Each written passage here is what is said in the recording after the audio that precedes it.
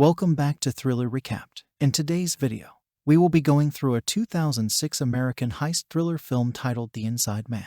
In the beginning, the movie starts with the narration of a man named Dalton Russell. He is inside an unspecified cell and describes how he has successfully delivered a perfect bank robbery. It is a normal, usual busy day in the bank where people are lined up for their bank transactions. The security guard asked a woman who was on the phone to lower her voice because she is disturbing other customers. A man wearing a mask and dressed up as a painter enters the bank. The security guard didn't check on him because he looks like a maintenance personnel. He shut down all the CCTV cameras inside the bank with his device without a hassle. When the cameras are already turned off, the other robbers entered the bank, locked the front door, and threw tear gas inside the bank. They ordered the people to get down on the floor and warned them if anyone was seen standing after 4 seconds, they will get a bullet in their brain. All the people, including the elderly who are having difficulties moving, don't have any choice but to follow the orders of the robbers. Smoke comes out of the bank and a concerned citizen informs the police officer who was roaming around.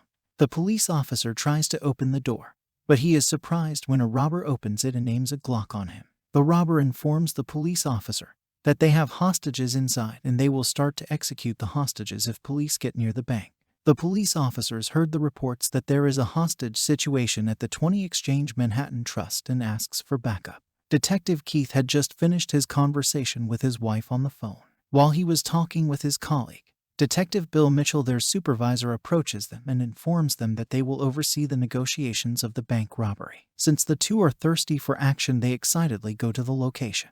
The police officers hurriedly surrounded the bank and secured the area. The media arrives as well to cover the situation. Mr. Arthur, the owner of the bank, is very surprised and bothered when his secretary informs him about the robbery in progress to one of their branches in Manhattan. Finally, both detectives Keith and Bill arrived at the location and asked the police officer about the situation. While inside the bank, the robbers confiscate the keys and the cell phones of the hostages. They divide them into groups and put them in different rooms. One of the hostages, named Peter Hammond, didn't give his phone and lies that he left it at home, but the robber calls his phone and finds out that he hid it inside the room. The robber grabs him to the room with a frosted window, and the other hostages see how he knocks the poor man down. Out of fear, an Arab man voluntarily gives his car keys and the young boy gives out his PSP, but surprisingly the robber tells the young boy to keep it. He warns the hostages that they will knock them down as well in case they will not follow his orders. The robbers divided the hostages into men and women and asked them to strip down to their underwear. Can you imagine if you had your crush as your colleague, then you proceed to see them half nude without spending a dime on them? Damn, that can be a dream come true. Anyway, an old woman refuses to strip off her clothes. He calls another robber with a call sign Julie to get the old woman and bring her to another room. After that, he orders the remaining hostages to put on a black suit and mask. The detectives entered the NYPD truck and talked to the head of the police. It seems like Detective Keith doesn't have a good relationship with the head of the police, but they don't have any choice but to cooperate with each other. The two detectives now asked for some bulletproof vest and stormed out of the truck to check what's going on. The robbers divide the hostages into groups, put them in different rooms, and order them to drop their faces on the floor. One of the hostages has difficulty breathing because of a heart problem.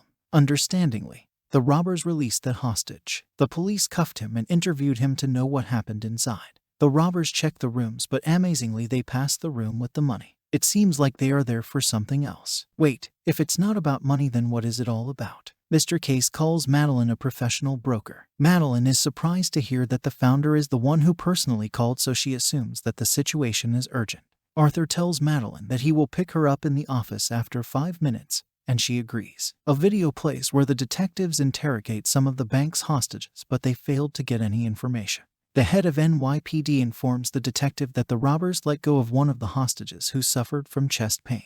He also adds that the robbers give a warning that they will throw out dead bodies if police come near the door. The hostage also tells them that the robbers are dressed as painters. The head of NYPD also adds that the bank has a video system and they are trying to retrieve it, but it will take a while. Mr. Case asked if Madeline would to act as a negotiator and protect what's inside his safety deposit box within the bank. Madeline convinces Arthur to tell her the content of the box, but he is hesitant and just describes it as a valuable thing that poses no danger to anyone except to him. Madeline agrees to cooperate with Arthur. One of the robbers takes off his mask and digs a hole in one of the rooms in the bank.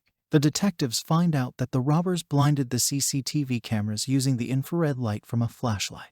Because of that, They don't have evidence of people leaving or entering that bank. The robbers once again release another hostage who happens to be one of the bank's employees. He has a briefcase hanging on his body which contains the demands of the robbers. At first, he doesn't want to answer the investigators' questions because he thinks he was disrespected because of his Arabic hair, but eventually cooperates after the detectives convinced him. Mr. Case personally goes to the investigators and asked for an update regarding the situation. They informed the bank owner that the robbers demanded for 2 buses and 1 jumbo jet with a full gas tank and a pilot, which is to be fulfilled before 9 p.m. or else they will take 1 hostage every hour in front of a camera. Mr. Case offers his help, but the investigators refused and politely ask him to get out of the bus that the robbers demanded for the hostages. The police put listening devices on the food packages to hear the situation inside. One of the hostages courageously takes off his mask, but the other hostages remind him to relax or the robbers might kill them. The robbers forcefully grab the hostage who takes off his mask and knocks him off the ground. The food finally arrived. When the robbers get out to get the food, the detective tried to ask what they want, but the robbers don't say anything and just close the door. The investigators can now hear the recordings from the pizza boxes. They have a hard time understanding the language, so they ask the people who are around the area. A construction worker says that they are speaking Mandarin. The investigators hurriedly call the Mandarin consulate and ask if they can get somebody to translate the recordings for them. One of the robbers gives food to the young boy who is alone inside a room playing PSP. He is concerned about the young boy's well-being because he is playing a violent game. The boy thinks that robbing the bank is cool. He asked the boy to finish his food and they will go to his father to ask him to stop playing the violent game. The investigators failed to get a Mandarin translator, so they asked the help of the worker who informed them about the language. The worker says that he cannot speak Mandarin and just heard it from his ex-wife who happens to be from Singapore. Detective Keith asked him to call his ex-wife, where the worker doesn't want to communicate with his ex-wife, but he doesn't have any choice. Inside the bank, the leader of the robbers takes off his mask. His name is Dalton Russell. The ex-wife of a worker finally arrives and asks Detective Keith to fix her parking ticket violation in return for helping them translate the recordings. The woman burst into laughter while listening to the audio. She says that it is the propaganda recordings of the deceased president of Taiwan. The investigators finally realized that the robbers were smart and had already anticipated the situation. The robbers started opening the safety boxes. They don't get anything but just an envelope that contains documents. Madeline bribes Detective Keith to allow her to get involved in this situation by allowing her to get inside the bank to get important documents, but the detective refuses her offer. Dalton, the leader of the robbers, communicates to Detective Keith and asks for the update of his demands. The detective tries to calm the leader and promise that he will do his best to abide by his demands. The robbers demanded for another set of food. They are also able to dig a deep hole inside the bank. In the evening, Madeline finally convinces Detective Keith. He calls Dalton and hands over the phone to Madeline. She convinces Dalton to let her go inside the bank. She offers $2 million to Dalton if he will give the documents that belong to Mr. Case. He refuses and tells a story about an American who used to work in a bank in Switzerland during the World War II. He narrates that a man used his position with the Nazis to make himself rich while the people around him were being stripped of everything they owned. He used his blood money to start a bank. Dalton refers to Mr. Case, the owner of the Manhattan Trust Bank, as the subject of his narration. If this isn't a proof that robbers have high IQ, then I don't know what else will prove that. Madeline gets out of the bank and Detective Keith interrogates her but fails to get any valid information. She just informs that the robbers are not murderers, but Detective Keith doesn't buy that. Detective Keith calls Dalton and informs him that the plane is ready, though he requested to get inside to check on the hostages. Afterwards, he agrees on Keith's request. The robbers thoroughly check Detective Keith before they allow him to enter. He asked Dalton to release the young boy, but he refuses and escorts him outside the bank. But instead of going out peacefully, Detective Keith tried to take off Dalton's mask. That annoys him a lot. He calls Detective Keith and commands him to direct the CCTV cameras on the second floor of the building.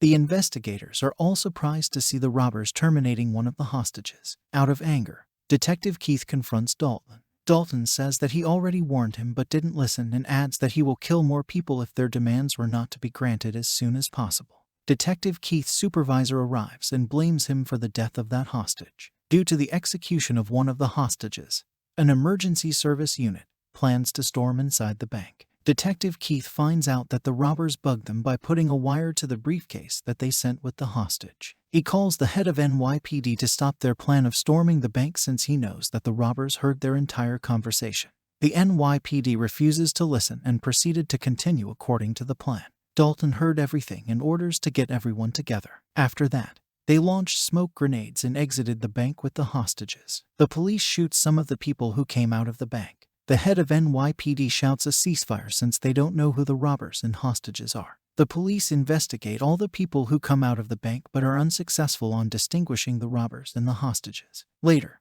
they search the bank and find out that the guns that the robbers used are fake and are just props. Also, they find prompts about the fake execution of the hostage. Damn, they are even more surprised that no money and valuables are stolen. Since the detectives failed to identify who the hostages and the robbers or their superiors ordered them to drop the case. Detective Keith continued to do a private investigation on the bank where he finds information about the deposit box number 392 and is able to get a search warrant to open it, but immediately Madeline confronts him and orders him to drop the case. Detective Keith plays a recording that proves his innocence, which makes Madeline surprised. Madeline goes to Mr. Case to inform him that he doesn't need to worry about Detective Keith. She also informed him that leader of the robbers informed her that he got rich because of the Nazis, where Mr. Case admits everything.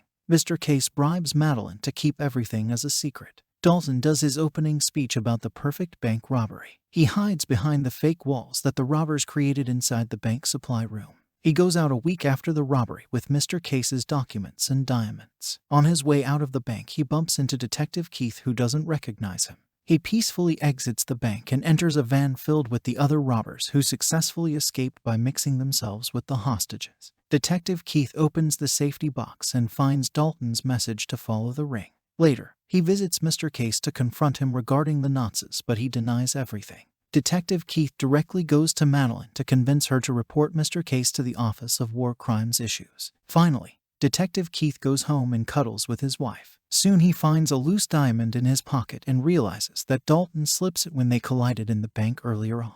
Now you see this video on the screen. This is a video that YouTube thinks it's suitable for you, and in most cases they are never wrong. Click it now before it disappears. Anyway, subscribe now, and if we get to 50k likes, I will make a part 2 of this film. Until then, stay thrilled.